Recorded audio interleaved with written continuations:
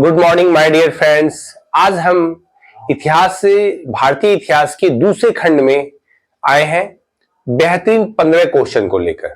आइए हम एक एक क्वेश्चन को देखते हैं। पहला क्वेश्चन है, खाद्यान्नों की कृषि सर्वप्रथम प्रारंभ हुई पूरा पाषाण काल में, मध्य पाषाण काल में और नव पाषाण काल में।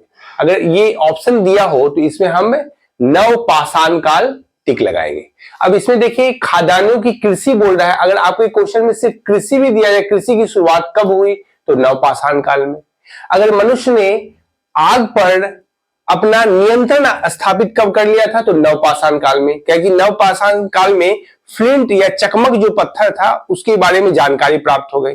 यदि वही देगा आग से मनुष्य परिचित कब हुआ था तो पूरा पाषाण काल में। इससे पहले भी क्वेश्चन में इसकी चर्चा हो चुकी है। ठीक है, आइए दूसरा क्वेश्चन देखते हैं। भारत में कृषि के प्राचीनतम साक्ष्य प्राप्त हुए हैं। तो देखिए पहला दिया है लहुड़ा देव, संगन कल्लू, महदहा, दमदमा।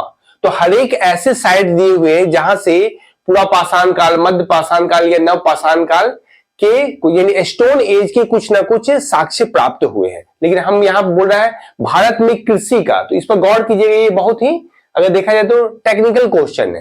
ये क्या है, भारत में कृषि के प्राचीनतम, तो वर्तमान भारत है वहां पूछा जा रहा है कृषि के प्राचीनतम साक्ष्य, तो इसका उत्तर होगा लहुड़ा देव। और ये लहुड़ा देव कहां है, उत्तर प्रदेश में, यूपी में है। और ये यहाँ अगर डिस्ट्रिक्ट अगर है तो संत कबीर नगर डिस्ट्रिक्ट है, कबीर नगर डिस्ट्रिक्ट है, तो यहां से प्राप्त हुआ है।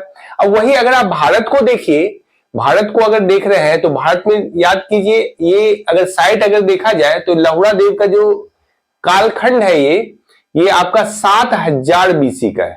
ठीक है ना, 7000 बीसी का। वही अगर भारत में अगर मेहरगढ़ को देखिएगा जो बलूचिस्तान प्रांत के पास पड़ता है, मेहरगढ़ को, तो मेहरगढ़ से भी अनाज के साक्ष्य मिले हैं और वो है आपका 9000 बीसी का। ठीक है ना, तो वो आपको ध्यान रखना है। अगर भारतीय उपमहाद्वीप पूछेगा तो उसका उत्तर हो जाएगा मेहरगढ़। अब भारतीय उपमहाद्वीप में पहले अगर देखा जाए भारतीय उपमहाद्वीप में कौन कौन से भाग थे, तो अफगानिस्तान का भाग था। तो अभी देखिएगा अफगानिस्तान के पाकिस्तान में ही बलूचिस्तान है, तो वो क्षेत्र हो गया। नेपाल का कुछ भाग था, ये तराई वाला रीजन था। अभी वर्तमान में भारत, पाकिस्तान और बांग्लादेश है, वो भी रीजन है, तो वो भारतीय उपमहाद्वीप कहलाता है। लेकिन स्वतंत्रता के बाद भारत का मानचित्र आप जानते ही कैसा है, तो उसके आधार पर इसका उत्तर क्या होगा, भारत में कृषि का पूछिए तो लहुड़ा देव होगा। ध्यान रखिएगा इसको। अगला देखिए तीसरा प्रश्न, भारतीय पुरातत्व के जनक कौन थे? तो इसका नाम देखिए, इनका है अलेक्जेंडर कनिंघम। चौथा क्वेश्चन देखिए, बुद्ध ने अपना सर्वाधिक उपदेश कहां दिया? यहां देखिए गौर करना है, सबसे ज्यादा अपना उपदेश कहां दिया, तो ये आपका होगा श्रावस्ती। और श्रावस्ती जानते हैं क्या, अभी अवध का जो क्षेत्र है वो श्रावस्ती का क्षेत्र है। तो यहां पर ये श्रावस्ती का क्षेत्र है। अब देखिए इसी में राजगृह है और यहाँ पाटलिपुत्र है। तो राजगृह, पाटलिपुत्र जानते हैं, मगध की अगर राजधानी पूछे तो क्या होगा, पाटलिपुत्र। वैशाली वज्जी की राजधानी है, वज्जी की राजधानी है वैशाली। और ये है मगध की राजधानी, प्राचीन राजधानी थी राजगृह और बाद में राजधानी इसकी बनी पाटलिपुत्र। समझ गए ना, ध्यान रखिए इसको। और पांचवा क्वेश्चन, दीवाने मुस्तक राज की स्थापना किसने की थी? तो दीवाने मुस्तक राज की स्थापना देखिए गौर से, क्वेश्चन का ऑप्शन ए में दिया है बलबन, बी में अलाउद्दीन खिलजी, सी में इल्तुतमिश और डी में मोहम्मद बिन तुगलक।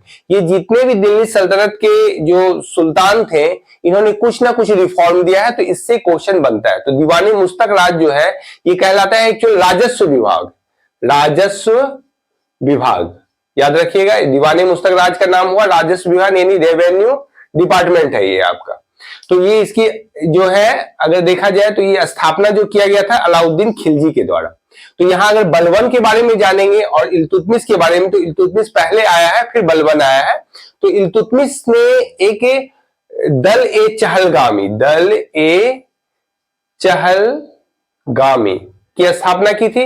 ये 40 सरदारों का एक दल था जो कि राजकीय स्थिति पर नियंत्रण रखता था।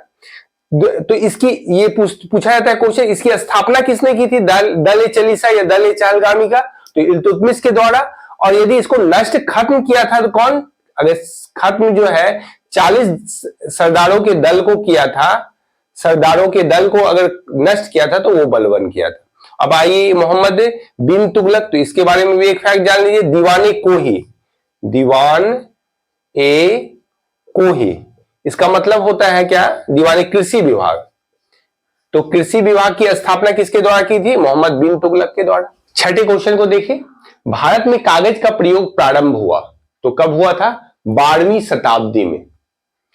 अब देखिए सातवां क्वेश्चन, अष्टभुजी मकबरों का बनना प्रारंभ हुआ, तो ये अष्टभुजी मकबरों का प्रारंभ एक्चुअल तुगलक काल में हुआ था, तो तुगलक के वंश इसका उत्तर होगा। और इसमें तुगलक काल में आप देखिए गयासुद्दीन तुगलक का है, गयासुद्दीन तुगलक जो तुगलक वंश का प्रथम शासक था, तुगलक वंश का प्रथम शासक था, उसी का मकबरा अष्टभुजाकार बना हुआ है, तो अष्टभुजी मकबरों का बनना प्रारंभ तुगलक वंश के समय हुआ। आठवां क्वेश्चन देखिए, जीतल एवं टंका सिक्का किसने चलाया था, इल्तुतमिश के द्वारा चलाया गया था। और आप देखे थे पिछले क्वेश्चन में दिया था इल्तुतमिश के द्वारा एक तुर्कानी चहलगामी भी चलाई गई। इसी तरह देखिएगा बहुत सारी रिफॉर्म इल्तुतमिश के द्वारा किया गया है।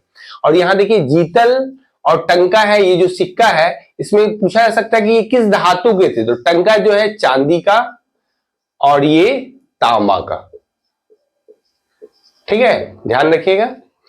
और नंबर क्वेश्चन देखिए, 1857 की क्रांति सर्वप्रथम प्रारंभ हुई, तो कहां से प्रारंभ हुई, तो ये मेरठ से प्रारंभ हुई। और इसका तिथि भी पूछा जाता है कि कब से प्रारंभ, मेरठ में 10 मई 1857 से प्रारंभ हुई।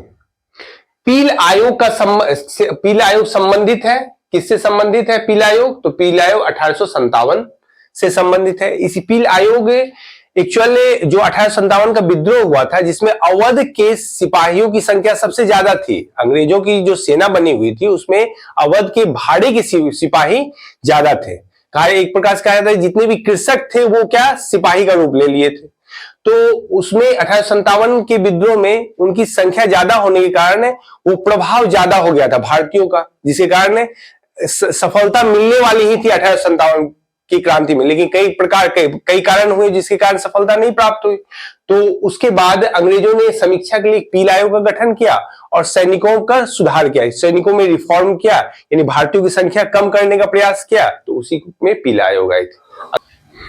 आइए 11 नंबर क्वेश्चन देखें, पागलपंथ संप्रदाय की स्थापना किसने की थी, तो ये इसका उत्तर होगा करमशाह। तो इसमें आइए देखते हैं दादू दयाल, देख रहे हैं ना, फराजी आंदोलन जो है उससे जुड़े हुए थे कौन, दादू मियां जुड़े हुए थे किससे, फराजी आंदोलन से। इसके ऑप्शन में आपका देखिए दादू दयाल भी दिया हुआ है, ठीक है, तो यहां दोनों में ध्यान रखना है आपको, ये दादू दयाल है और ये दादू मियां है, ये भक्ति आंदोलन के संत थे। भक्ति आंदोलन जब हुआ था उसके ये संत माने जाते थे। करमशाह आपने देखा पागलपंथ संप्रदाय, और यहाँ गुरु राम सिंह देख रहे हैं ना, ये कूका आंदोलन से संबंधित थे, कूका आंदोलन से संबंधित थे जो कि पंजाब में हुआ था। कहां हुआ था, पंजाब में हुआ था। आगे अगला क्वेश्चन देखिए, सैडलर आयोग संबंधित है, तो किससे संबंधित है, शिक्षा से संबंधित है सैडलर आयोग, और ये 1917 में आया था सैडलर आयोग, और इसी समय पटना यूनिवर्सिटी की भी स्थापना हुई थी, ध्यान रखिए। 13 नंबर क्वेश्चन देखिए, कौमी आवाज किसके द्वारा निकाला जाता था, ये एक समाचार पत्र था और किसके द्वारा निकाला जाता था, महत्वपूर्ण क्वेश्चन है। यहां देखिए सी नंबर इसका उत्तर होगा जवाहरलाल नेहरू। जवाहरलाल नेहरू के द्वारा एक और याद कर लीजिए, नेशनल हेराल्ड भी निकाला जाता था। 14 नंबर क्वेश्चन अगला, सुधारक पत्र किसके द्वारा निकाला जाता था, यहां देखिए ऑप्शन में दिया हुआ है गोपाल कृष्ण गोखले, तो गोपाल कृष्ण गोखले के द्वारा सुधारक पत्र निकाला जाता था।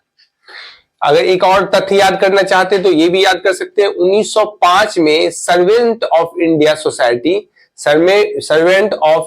सोसाइटी की स्थापना जो है किसके द्वारा की गई थी, गोपाल कृष्ण गोखले के द्वारा।